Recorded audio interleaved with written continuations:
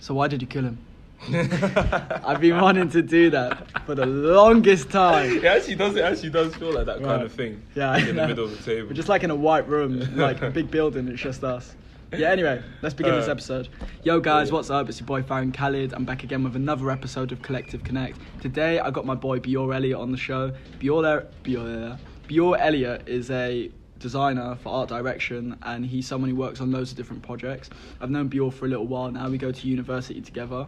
Bior's a really cool guy, and every time I've spoke to Bior, he's always had like an interesting perspective on things, and he's always been someone I could go to a conversation to about creative and just craft and just working in general. So Bior, why don't you introduce yourself onto the show, bro? Well, thank you. Well, yeah, it's good to be on the show. I've heard you've been doing this for a while, so I'm glad I could finally make it onto here before you stopped. Because I think you said something, you were coming to the end of making these episodes, Yeah, it right? was kind of like I wanted to make like 15 or 20 before I actually began. And then it's like, I'm going to stop for like 2 weeks because I got other things I have to focus on. And if I could do any podcasts on the side, that's pretty lit. But before I had the studio, and in the studio I had to book it in. But now I've got the Anchor app. Shout out Anchor. This is not a paid promo. But yeah, not a paid promo. This is not a paid promo. But you can happily pay me if you want to. I'll add my PayPal below. But yeah, no, the Anchor app allows me to go different places. So I'll probably carry on. But yeah, so my name's Bior Elliot. I studied design for art direction at LCC. What is design for art direction, man? Yeah, that's a complicated question. Yeah. That's a complicated question. Because like people know art direction usually, but then like design for art direction, it's like... Okay, well, design for art direction isn't really, I don't know, a thing in itself. It's like to be honest, most people don't know what art direction means. Okay, cool. When you explain it's like that you know what it means because you're in advertising. So, like, it's quite an essential position for you guys. But Yeah, then even a lot of people on our graphic design course here at LCC, which is like our biggest course, they don't know what an art director is, which is, I find that quite funny. But basically, even people on your course don't know what it is. No, not people on my course, but people on, the graphic design course, GMD, right. Yeah. like the largest course in our uni. That's crazy. Even though they might become art directors later in life or report to art directors, like they don't know what it means, which is quite funny. But yeah, art direction is basically, there's art directors across different sectors, across like all kinds of visual media, visual communication, and yeah, so you have them in film, you have them in fashion, in magazines, in advertising. Yeah, and they basically just control the sort of the visual. They control the visuals in a project, basically. So they control That's the overall visuals. Like let's say for a company, for example, throughout the whole company, the art director would manage all the visuals and make sure it's all visually consistent. So I guess consistency is important to a certain extent. So the creative director would control things creatively, and then just under that, like an art director or a team of art directors, because usually there's like a senior art director and then a bunch of junior art directors. They're in control of visuals. And it's me fucking with a senior art director today. Yeah. I don't think I've really worked as like a senior art director, but I guess a senior art director depends like how much shots you can call, like how much control you have. I almost worked as a senior art director once, but that's a whole different story. But yeah, like when you're an art director, you generally get to have like a lot of control over things, which is why I sort of I'm glad I went into design for art direction rather than graphic design. Yeah, what got you into art direction? Like what kind of like paved you towards that way? It was a weird kind of story because so when I left sixth form, when I was probably like a couple years older than you are now, I think when do you leave for sixth form? Like 18, isn't it? It was about 18. Yeah, 18. When I was 18, my course, Design for Art Direction, it didn't exist. So, not that I probably would have even known that I wanted to do it, but I always found it funny that the course that I'm doing now didn't exist when I left sixth form. Right. And I went to go study something completely different. I went to go study philosophy, which still feeds into a lot of what I'm doing now. But after a while, I got super interested in like both art and advertising. Right, cool. But like almost in like an equal amount. So I was very interested in like everything to do with art and design. But at the same time, advertising. Like I was watching a fuckload of Mad Men. Yeah, when I was studying philosophy. Shout out Don Draper. Yeah, shout out Don Draper. I'm on season 2 right now, man. Like definitely finished watching the whole thing. Yeah? It's essential. Does it get so good? It's I don't. It's not one of those shows. It's a very unique show. It's a one of a kind show. Yeah. One of a kind. Like I realised nothing like it. The storyline is like really good in the way it's shot, the way it's art directed, the way just everything. It's like made by advertisers almost seems. You know what I mean? It doesn't seem possibly like it's really good because like each episode, like the storyline is pretty consistent, but each episode makes it interesting. Yeah. And the characters and the way they all play off each other. The characters are very, very, very, in my opinion, quite realistic. Yeah. Like to the cultural times at that point. You know what I mean? It wasn't. Not even to the cultural times. It's just like if you look at the way most TV shows are written, it's like, for example, in a TV show, like every single thing that happens is linked to quite a strict plot line, like or is symbolic of something very significant. Like for example, in a TV show, if you bump into a character, if you bumped into a person you were on a TV show, if you bumped into me, for example, I would then, if you spent more than like say 5 minutes on me in the TV show, I would have to like play some sort of recurring role, some significant role in the plot. Right. In Mad Men, that doesn't happen. It's just like in real life. Like you'll bump into, you could spend in real life, you could spend a whole day with some random person you met and never see them again, and they'll never play another part in your life. And the same thing happens in Mad Men, which is what I liked about that show. Yeah, and it's like each character, like there are characters in there that doesn't have significance towards the final storyline. Yeah. They're just characters. Yeah. They're just people who are to it, and I think that adds a lot more like organicness to the actual characters. Because I think if each character has a plot line, it kind of almost makes it cliche. Like you kind of know something's going to happen. But I think with Mad Men, where it's so like kind of realistic, you don't even think anything's actually. Yeah. You're a bit more anticipation. It makes it a bit more interesting to watch. That becomes more apparent as you go through the show too, because you're in season 2, so that you're currently seeing a couple things that are happening, and you're thinking like, okay, that's going to become like a big thing. It's like literally there are big things happening probably that you've seen in season 2 that will just actually not get brought up for the whole rest of the show. Right. You'll almost forget about it. Just like in life, when you know like something big happens in your life, like way down line, and like by the time like 5 years later, you barely even think about it anymore. Like it's the same kind of thing happens in Mad Men. What do you think about like films and TV and just general creative stuff having like inspiration in your life and character?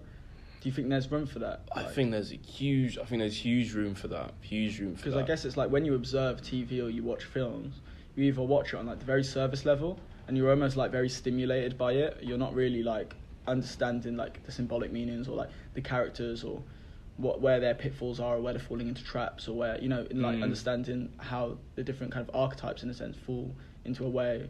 Archetypes is a strong word, but I think the different types of like how their storyline plays out, how does that reflect in my own life? Do you know what I mean? Because I guess like you said you like philosophy. Yeah. So I guess weirdly it kind of links into it. Yeah, it links into it. It links into it a lot.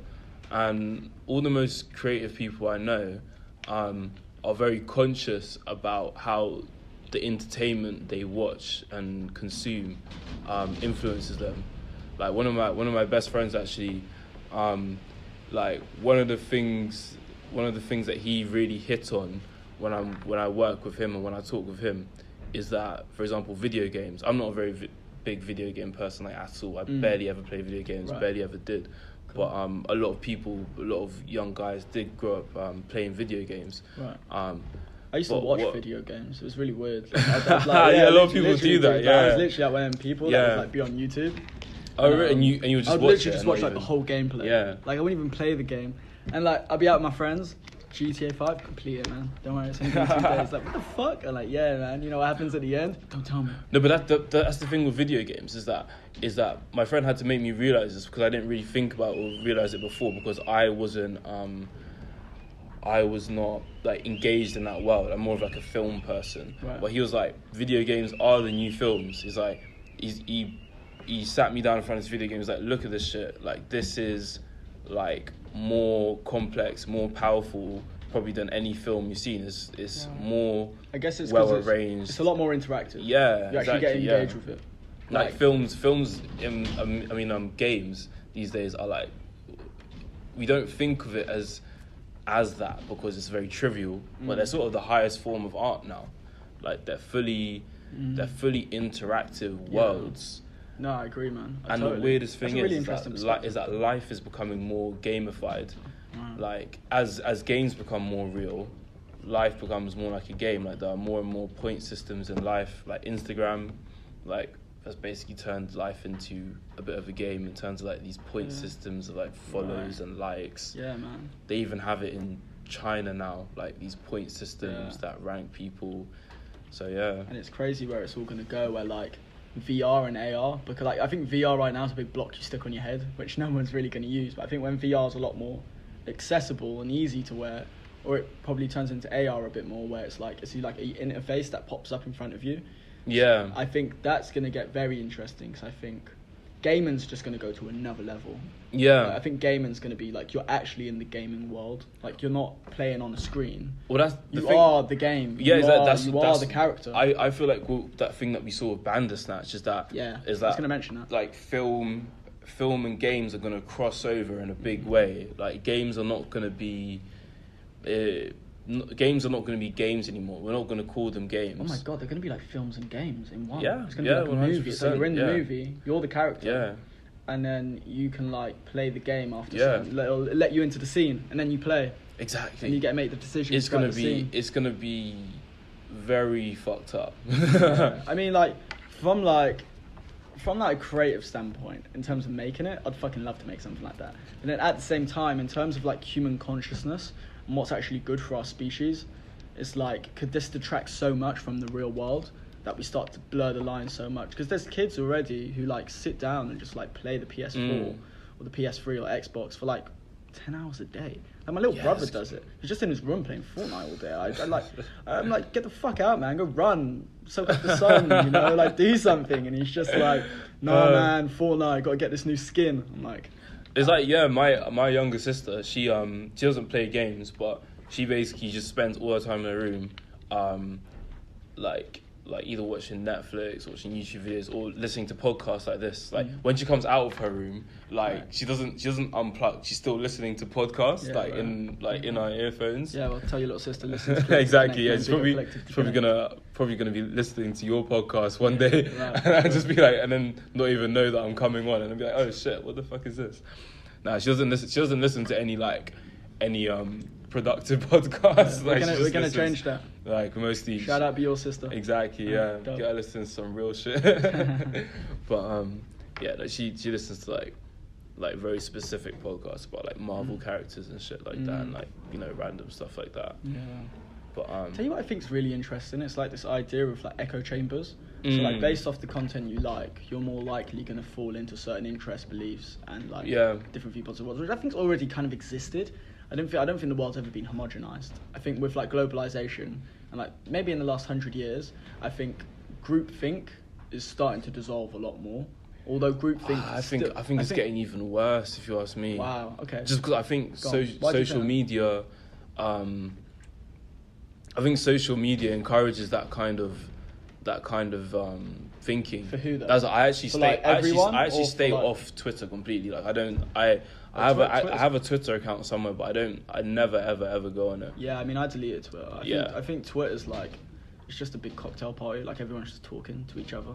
Yeah, you know, but that's the problem. They're not even talking to each other. Like all my friends that have Twitter, most people I know that have Twitter, they end up. I can usually tell when someone has Twitter because they have like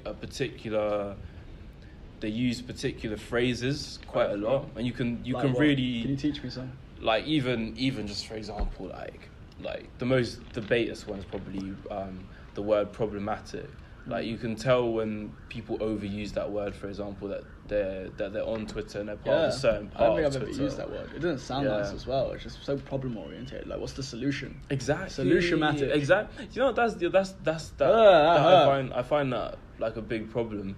But like just talking about this whole echo chamber thing is like, that's why I stay off Twitter, because all my friends who have Twitter, even my dad has Twitter, and they always talk about being blocked or blocking people, and there's that kind of mentality on Twitter, is that you want to talk a lot, and you want to talk at people, but you don't want to listen. So everyone I know on Twitter has a big blocked list, and and if they have a lot to say, they're usually blocked by a lot of people too. Right, yeah. And I find that just like it's so pointless and very toxic. This is kind of the point of this podcast. It's like I actually want to communicate with people. Yeah. And I want to like give people the opportunity to listen to something where they're like, oh my god, it's actually two people communicating with each other and they're sharing perspectives and ideas. And I feel like with Twitter, it definitely has the power to be like that.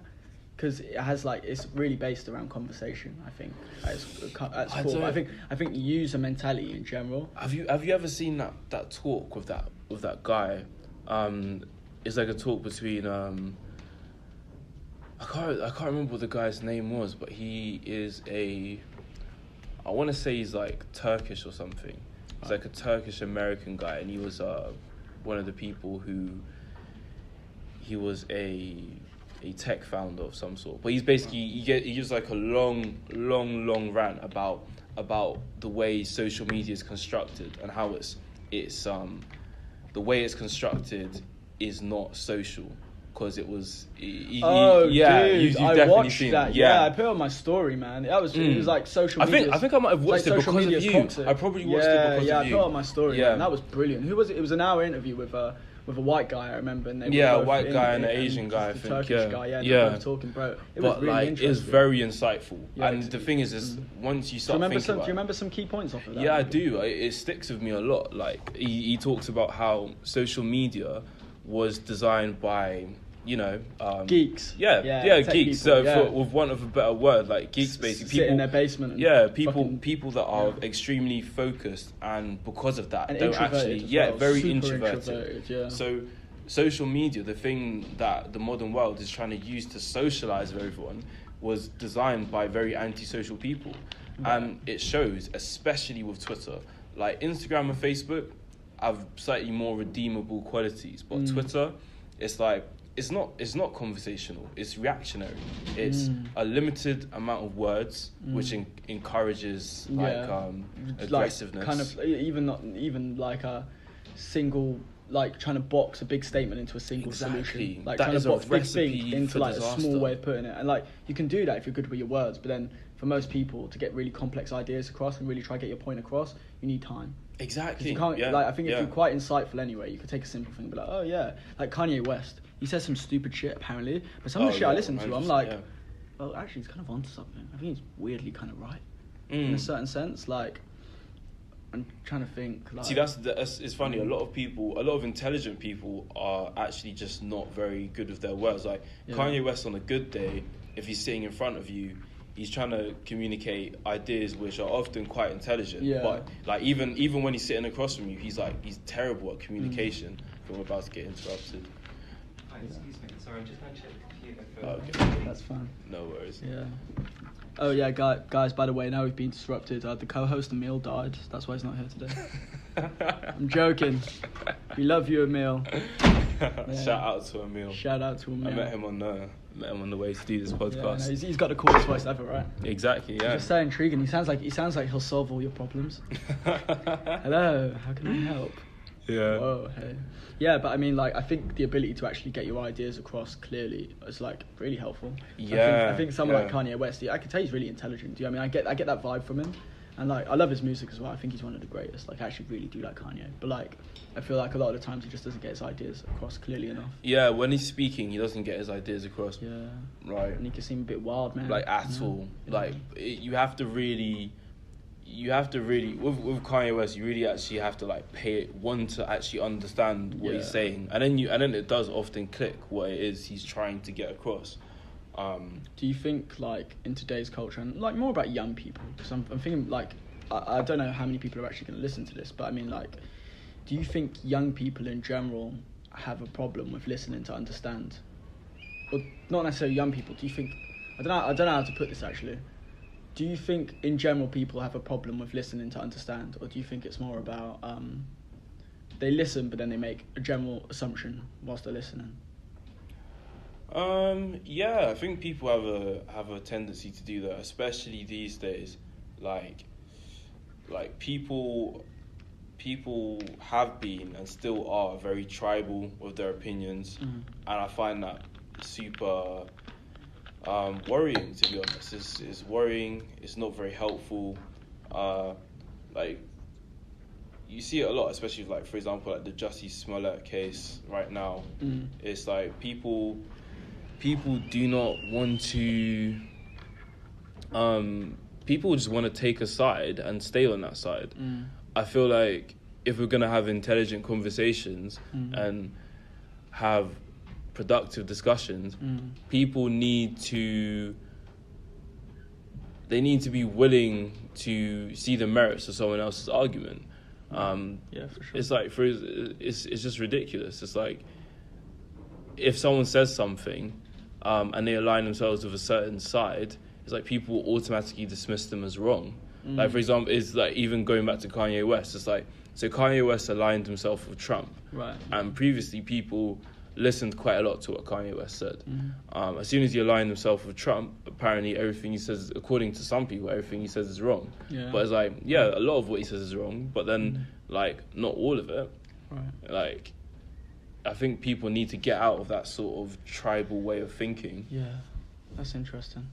Yeah. That's really interesting, especially with the internet. You know, you feel like we're so connected that, like, in one sense, it's probably going to make us more tribal because we can all listen to each other and we can all fall in a certain group. But then, at the same time, it should make us more, like, aware of different opinions. And I feel like when you can respect different opinions and you can get people around a table to discuss different opinions, then solutions can actually be created. Exactly, and that is what we're really lacking in. I think that's one of the biggest problems we're facing in the world today, is that we're increasingly becoming more and more divided, and we have more and more issues, and increasingly we're becoming unwilling to have people that don't agree with us sitting around a table discussing solutions. It's like, I don't even want you on the table. It's people, like, oh my God, people man. people don't even. It's almost like people don't even want solutions. Like people just want to be segmented. They want like a safe space, like a structure, kind of. Yeah. Like, I think, like, have you heard of Jordan Peterson? Yeah. A lot of stuff he says is quite divisive, but I hear what a lot of he says. I agree with most of the sentiment with what he says. There are some things, like, I'm a bit kind of skeptical about. I'm not, like, 100%, like, so I don't take a side. I just listen to some of the information he says, and something he says in it is really cool. It's that mediating between chaos and order. Yeah. So it's like chaos is where it's like the unknown. It's like what you don't know. And order is like kind of when you're in the safe space where everything's just going right, how you need it to be in that present moment.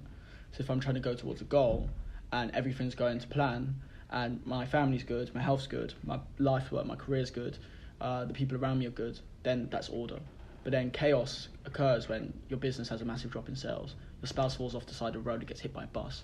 You know, like that's or like the whole population goes into war because everyone's in a group mindset. That's chaos at a really high level. And it's like being able to mediate between both the order and the chaos, and always find yourself kind of coming into chaos, like always giving yourself a bit of the chaos, so you're never too much in order, but you're always tasting a bit of the unknown. I think that's kind of like one of the big steps to actually get people to open up to other people.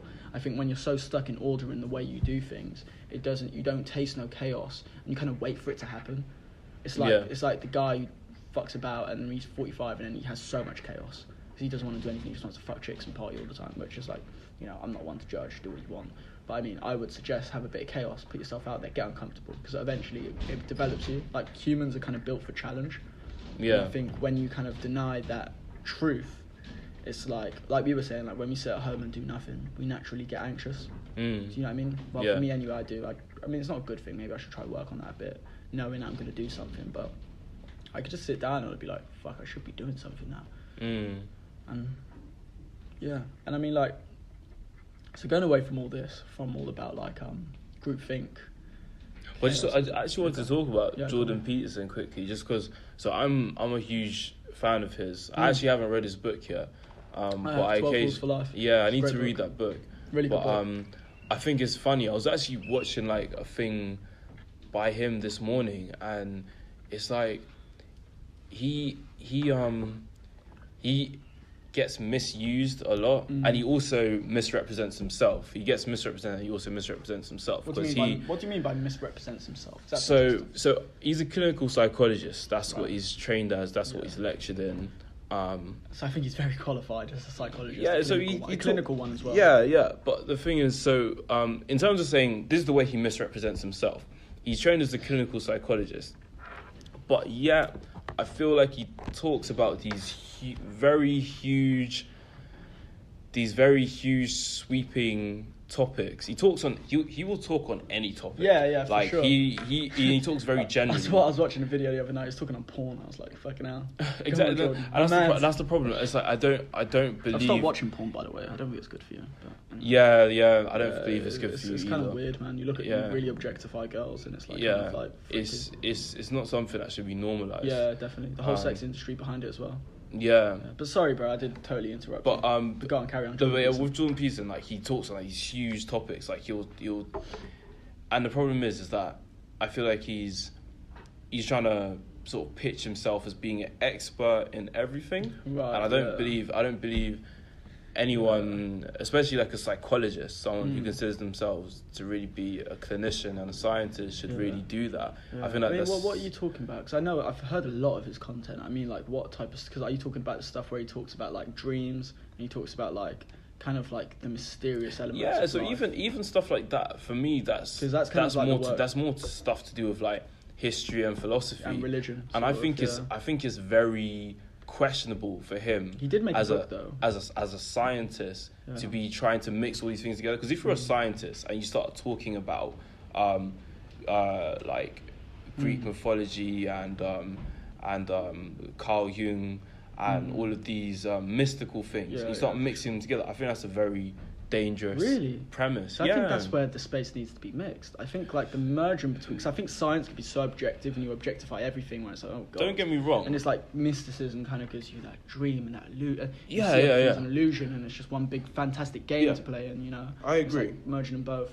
The thing is, I think that there is room for that. I just think that he's not the right person for it, because if you're going to do that, I feel like it's a very dangerous premise when you have, because he's a scientist. He is a person who conducts experiments, makes scientific research. Right. He probably has a scientific degree. I'm not sure, but I think he might even be Dr. Jordan Peterson. Yeah, he is. I think, So yeah, like it's very dangerous to be able to frame yourself as a scientific expert, but also be an expert in mysticism and philosophy, and be able to sort of merge it together all into one thing. I think you need to specialise. Yeah, or even go from, like, the thing is, if it was someone coming from the other direction, someone who was like a doctor of philosophy, or like an expert in mysticism, they would talk on that, and then when it came to science, they would most likely respect their boundary, which would then cause the audience to respect the boundary too.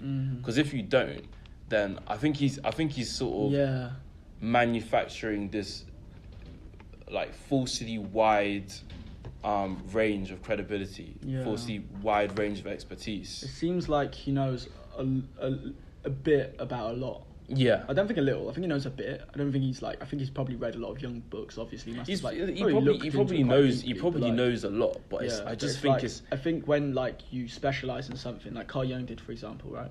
He put his whole life into the one field, so he became like a master of his craft. He knew mysticism like you couldn't even explain it so much because it was so deep into who he was and what you could see. And I think getting the viewpoints of these types of people, these specialists, are where the magic comes from. And I think it's like, understand yourself, understand what you like, and understand what you're good at, and understand what your craft is, and then talk about that. But I feel like it's good to know a lot about it, a little bit about a lot. I think it's nice to have a bit of general awareness. But then it's just like, I think it's very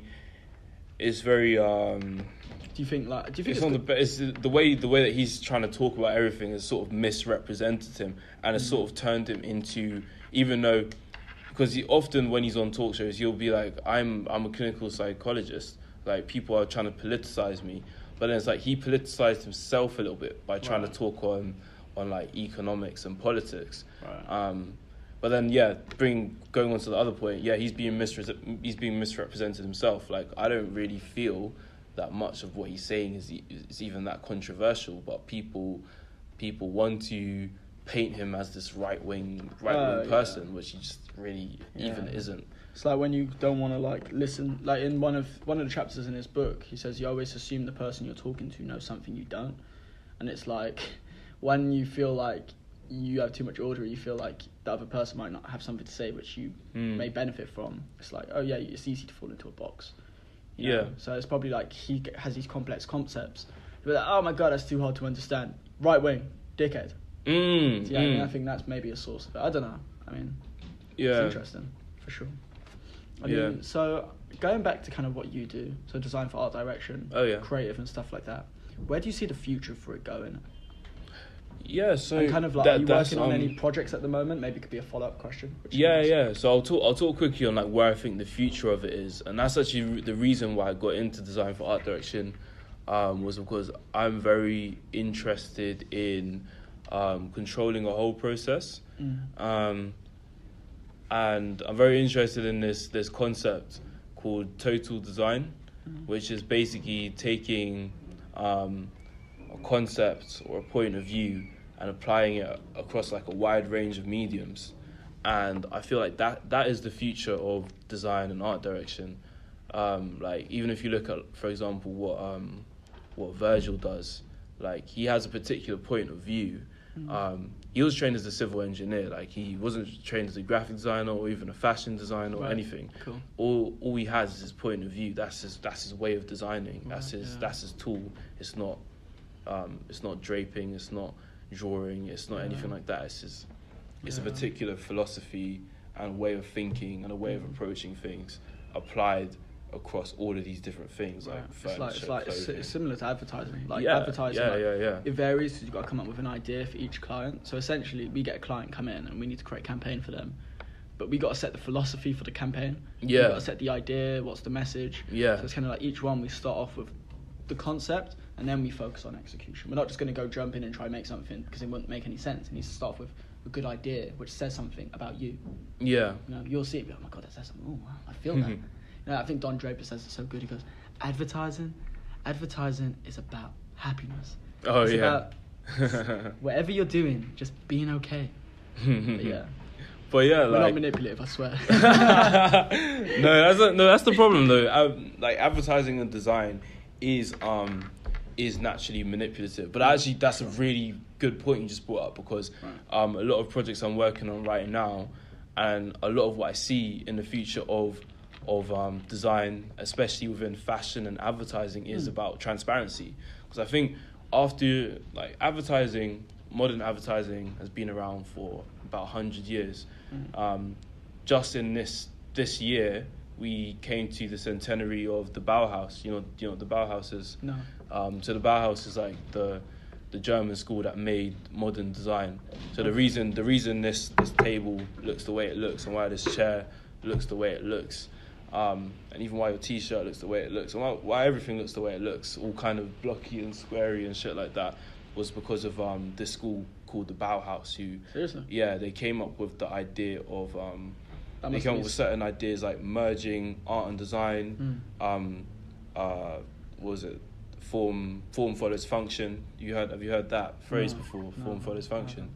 So form follows function is just like the idea that, like back in the old days, like form and function they were treated as separate things. So like you'd have like the way something looks, and kind of separately you would consider its actual use function. So for example, if you had a let's say trying to think of something like a building. Buildings, architecture is the best example. You'd have an architect would look at decorating a building in all these kinds of very complex ways. You know what I mean? Like they'll have all these like swirling pillars and decorations. So making it really aesthetic. And then now, usually if you look out, like if you look over there, like that, obviously they can't see that, but we're on like the 10th, 11th floor. We're 10th floor of a building. Yeah, 10th floor of a building. You look outside. Yeah, you look outside. You mostly buildings are just like, they're quite blocky. They're just rectangles, because that's what their function is. They're squares where people live. You don't get pillars and all that shit on You don't live in a on the home, you front live of in a it. square, you hearing us? Yeah, kind of. But that's like now these days, like you don't have to. If you look at a phone, for example, like the phone we're recording on, it's like they don't add random bits onto it or change the shape of it, just for the sake of it. They just let the function So they let like define the way it looks. Yeah. Right. So it's kind of like everything's a square, but it's what's within the square. Yeah. Is Yeah. So it's just about it was about kind of like honesty in that way. So it's kind of like how so you said the form is like the shape. Yeah. So like the square, for example, and we all live in squares, or we got square iPhones or rectangular, but that kind of the general thing. Well, it's pretty much everywhere actually when you think about it. And what's within it and how it operates is the function. Yeah. And the function's what needs to be updated. The form is just form. Yeah. So that was like the Bauhaus came with like if a anyone load could of send me ideas. if anyone could send me a new form idea, I would totally pay in that shit and sell it back to you. Yeah, it was like that's the thing with it's like with the Bauhaus they came up with like loads of ideas. So going back to what I was saying, like modern design and modern advertising has been around for about 100 years, and because of that, people are now very conscious of it. Like in its development to the point where it is now, it was actually very easy to advertise to people. Like back in when advertising first started, I'm sure you know, like they didn't even bother with sort of campaign concepts. They would literally say, for example, they were trying to advertise this bottle of water. They'd be like, buy this water. It's like it's 10% cheaper, and people say it tastes better. You know what I mean? Like they would just say a bunch of facts really like to get you to benefits, which are pretty boring and shit. Exactly, yeah. And then obviously as people got more immune to that, they moved to concepts. But now I think we're in an age where people are very clued onto. People know when they're being advertised to. I think we need to go to this thing that I like to call transparency, right? Which is you let people know that you're advertising to them, almost like. Yeah. So it's almost like direct message rather than advertising. It's kind of like I feel like it's like a double bluff almost. It's like have you ever seen like one of those adverts where there's really witty adverts where they go like, there was a really good one. I don't know if you saw it. There was one on the trains where it was actually one of my favorite like station adverts of all time. So you know when you go into tube stations and you see the posters on the wall alongside where the train comes in on the like tracks, the big posters, the big ones. Yeah.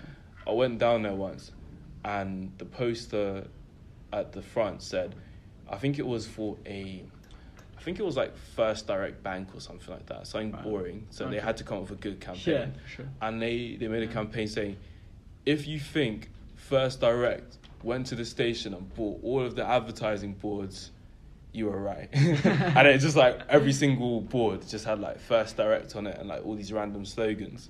But it's like acknowledging like that they're advertising to you, and it's quite obnoxious. Yeah. And I think that kind of approach is the sort of future both within fashion, art and advertising for me.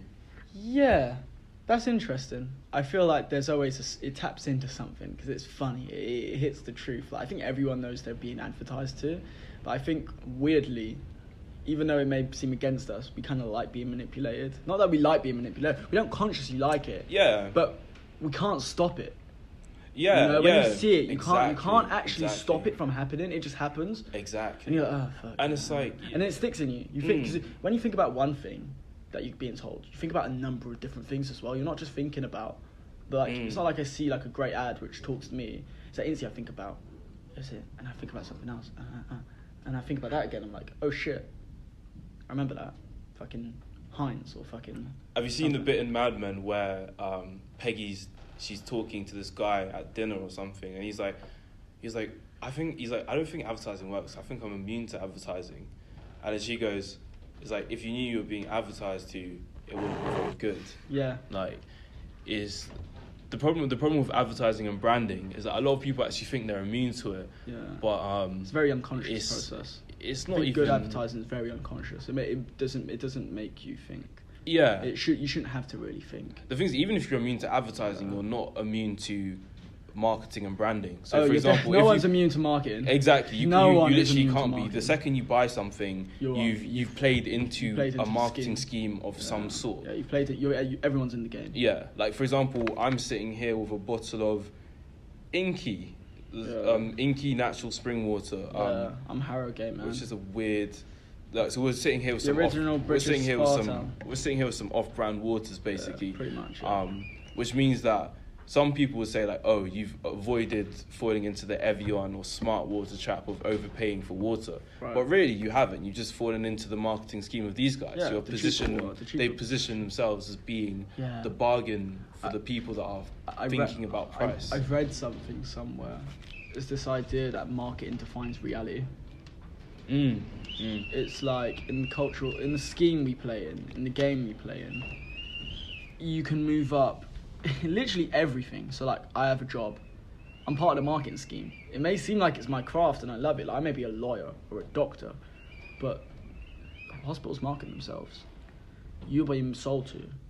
Everyone's playing this consumer producer game. Yeah. And that kind of sets up the class system in a sense, because you either jump on the game and get very good at it, or you try to find a way around it. We play outside the system, illegal usually, and you get caught and the system brings you back.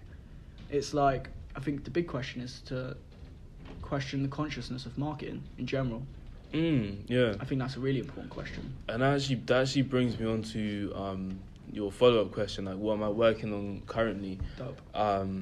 So I've just been very aware of this sort of transparency and self-awareness within advertising, and so my current project and like the big thing that I'm working on right now is so I had to do a dissertation recently. I made a big thesis which was basically analysing what brands are, so looking at what all brands have in common, and I was looking at that idea and thinking I could turn that into a project, and I started thinking about clothing brands especially. So I decided to try and make a brand that was about what clothing brands are. So a brand about brands. Yeah, a brand about brands basically. Yeah, cool. Like I wanted to sort of construct something that was looking at itself being constructed and like examining itself being constructed, and then making content from that. That's so interesting. So like a clothing brand that examines its own process, and the whole design, the whole brand is around examining its own process. Exactly. Yeah. How do you do that? Yeah. It's been there's a lot of things to like work with conceptually in terms of that project. So I've actually split it into loads of mini projects. So I'm working on a bunch of about 3 mini projects at the moment. I'm trying to like reduce the idea so it's as easy to understand and easy to talk about as possible, but without trying to dumb it down. Yeah. But one thing that comes to my mind when I think about that project, one word, it's transparency. Yeah. It's like true transparency. It's like you admit you're a process and everything is a process. Exactly. But you evaluate. You are the process. You're not the brand. You're the process. Yeah. And it's like documenting the process fully and showing how the process evolves. Yeah. From the perspective that you're not a brand. You are the thing observing the process. You're like the scientist. You're like the person who creates the hypothesis. And you constantly evolve the idea. But it's funny. Whilst making that commercial at the same time. While I feel like interesting. I feel like I'm one of the first people to make like a whole brand based on the idea of branding. I'm not the first person to approach things in this way. Like if you've heard of Margiela, Mason Margiela, yeah. So if you know anything about him, he a lot of his clothing projects, a lot of his fashion collections were literally about like fashion about fashion. It's kind of hard to explain. I can't even really think of any concrete examples. But if you look at his clothes are really like clothes that are about the fashion industry and the process of making clothes. Yeah, not necessarily about trends.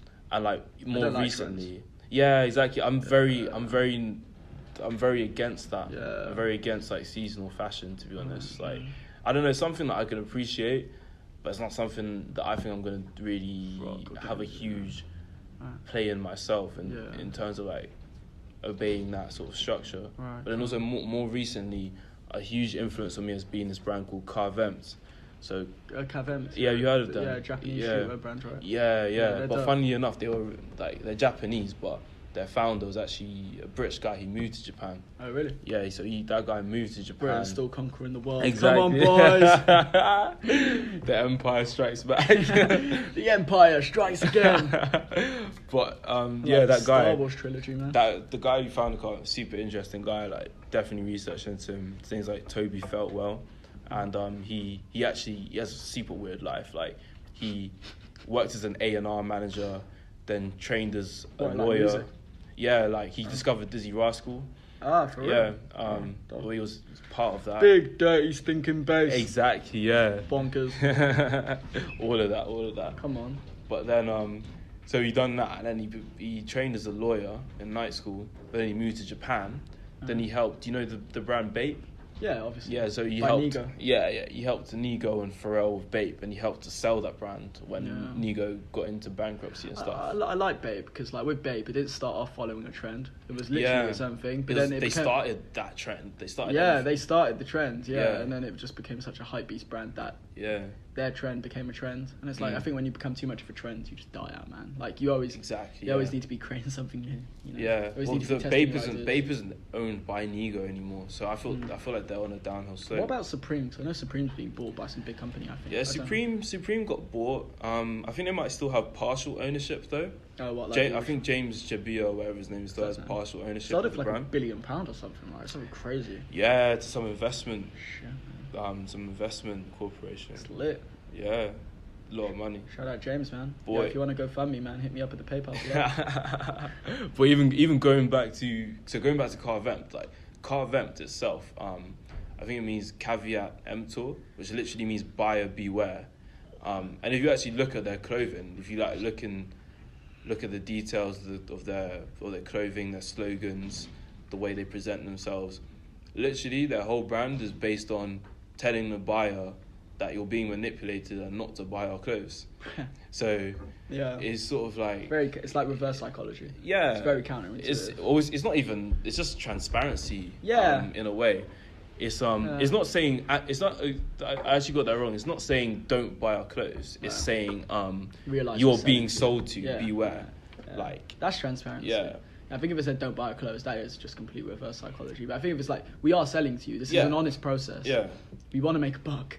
And we want to like sell cool clothes. Yeah, you're being they have this one cap. Brand. They have this one cap called.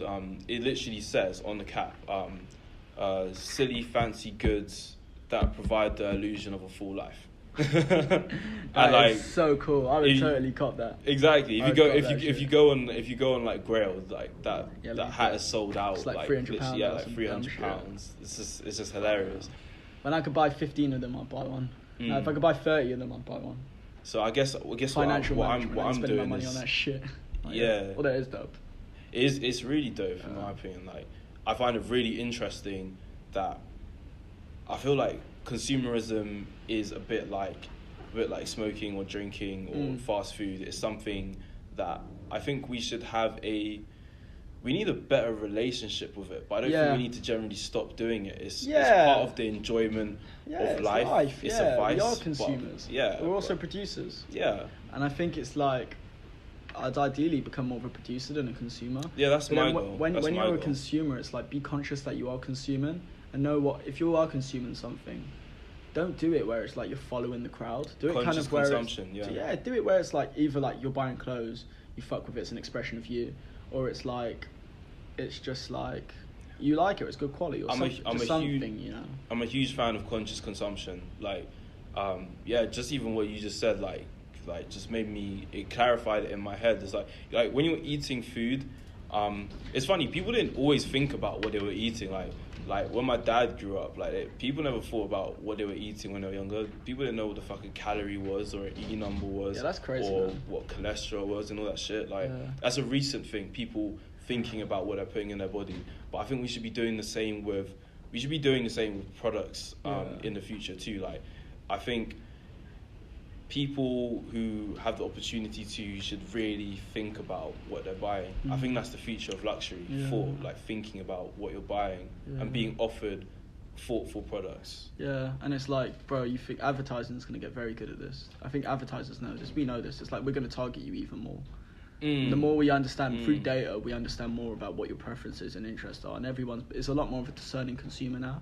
Like you said, the consumer knows what they want, so it's like giving the consumer what they want, so to speak. It's kind of what social media does. Oh yeah, we're just giving people what they want because they're the ones who upload the content. We're doing nothing. We're just sitting back with the platform. I think the job of advertising in the future should be a lot more conscious. Will be a lot more about finding consumers. Because I feel like if you're going to start a business, like your consumer is they're already out there. They just don't know that they want what you're selling yet. Yeah, and everyone wants what you're selling. Yeah. If you know who you're selling to. Yeah, everyone wants what you're selling. Anyone, you can make anything and someone would buy it. Yeah, 100%. Your consumer is definitely out there. Like you just need to find who they are in real time and the cheapest and best way to get to them. Exactly. Yeah.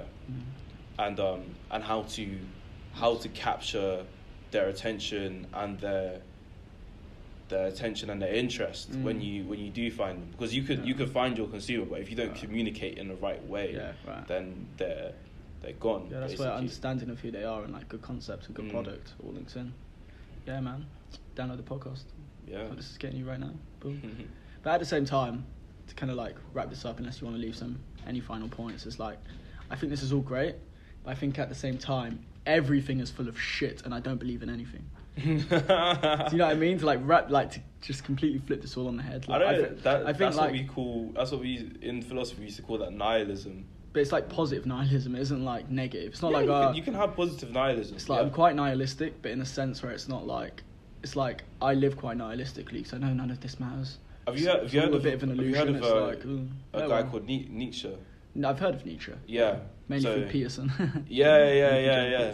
But you should really like engage with Nietzsche, like do you think I'd like directly. Yeah, 100%. I think it's like essential reading for anyone. I was going to read Marcus Aurelius' Meditations, but he's the Roman emperor.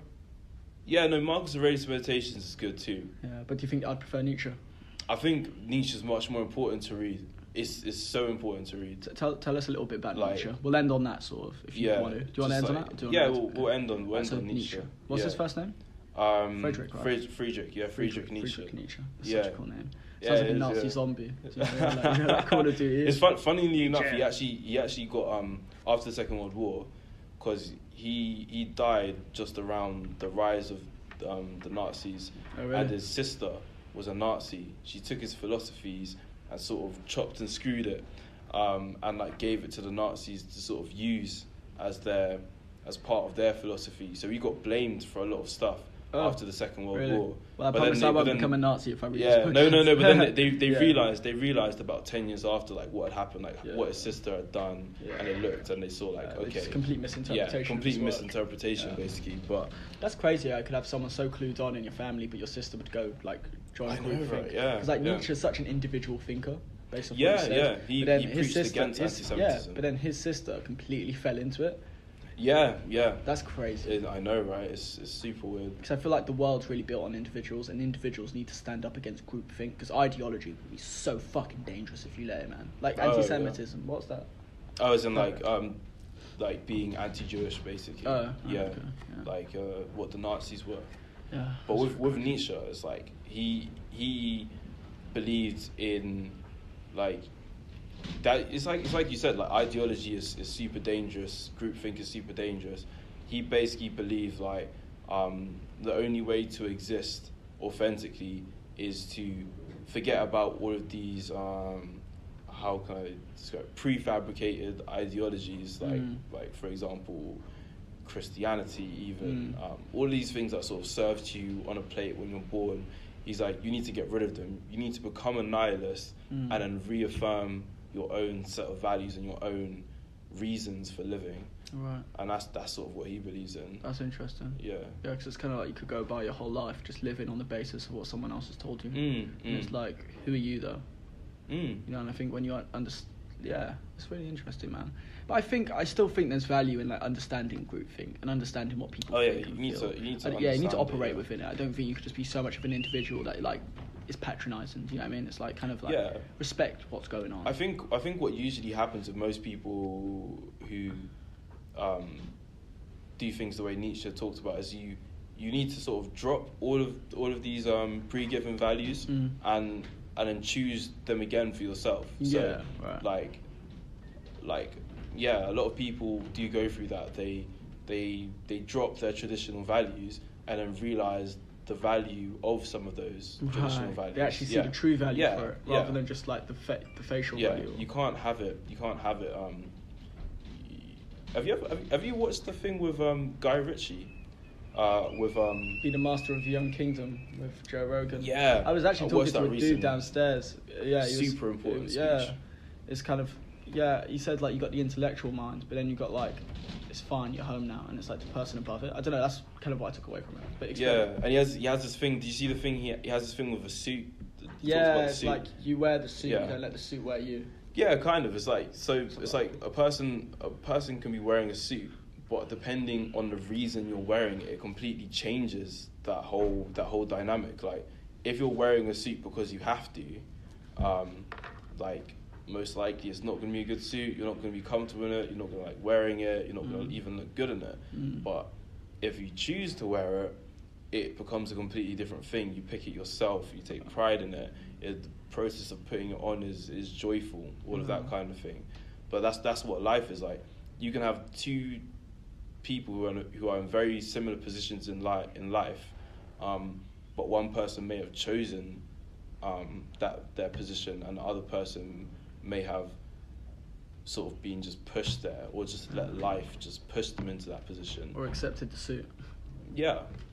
Like it goes for everything from whether you're a millionaire to a homeless person. And let's get it straight. I think there's a lot of like really successful people who still fall into the same. 100%. Yeah, I think it's easy to think that and think, it must be loads of poor people who didn't wear the suit or wore the suit. Do you know what I mean? I think it's like you get billionaires who are like unhappy. Yeah. To a certain extent. I don't think it's about happiness, but it's all about choosing your position. It's all about choosing your position. Like you could have two homeless people, and one person could have chosen to be homeless, and one person could have been pushed there by life and let themselves stay there. And it's like those two sort of people have completely different mentalities about where they're at. One person may have literally given up all their money and chosen to live like an ascetic, sort of like humble lifestyle, like in sort of like a monk-like way. And the other person may just be down on their luck. But those two different people, they're in the same position, but for completely different reasons. Yeah. That's interesting. Anyway, guys, we're gonna wrap that up there because I was out pretty late last night and I'm fucking tired. But I'm gonna have Bior's Instagram and any other social media he gives me, and the project he's working on, all tagged in the description in each platform, whether that's the website, iTunes or Anchor, or Instagram as well. And if anyone can reach out to you, maybe talk to you. Yeah, sure. So if you wanna reach out to me, my personal Instagram is at Bior BIOR _ Elliot. That's LLT. And also my brand. I've got a couple things up at the moment, and I'm also looking for a couple collaborators. That you can find that at sign. So that's like at S __ and then EIN. It'll probably come up if you just type in sign like SEIN. I'll have it all tagged underneath as well, so people will be able to get direct links to it as well. But Brilliant. At SE _ IN. Yeah. Cool. And if anyone wants to collaborate with Bior, he's a really gifted designer, so you guys can have someone awesome to work with. You can learn a lot from. And also, guys, make sure you hit us up on all the platforms for Collective Connect. Share this with a friend who you think may want to listen to it, because I think this has been quite an insightful podcast. I always feel like a podcast ends well if I feel a bit empty inside in a good way. I feel a bit more like enlightened. I feel a bit more conscious. So thank you for coming down, bro. Thanks for having a chat with me. No worries, man. Thank you for having me on. And I'll buy you lunch tomorrow or some shit. Is that what you meant to say? No need. Yeah, and also you big booty Instagram girls, follow me at Farron. Yo, same. Alright, cool. Yeah, be yours. I'll take you for a drink. You want an insightful conversation? Let's do this shit. Right, anyway, guys, thank you so much for listening. You guys are awesome. I hope you have a good week. Lots of love, Farron and Bior. See you guys later. Bye now. Do you know what I mean? Yo, guys, what's up? It's your boy Farron Khalid. I'm back again with another episode of Collective Connect.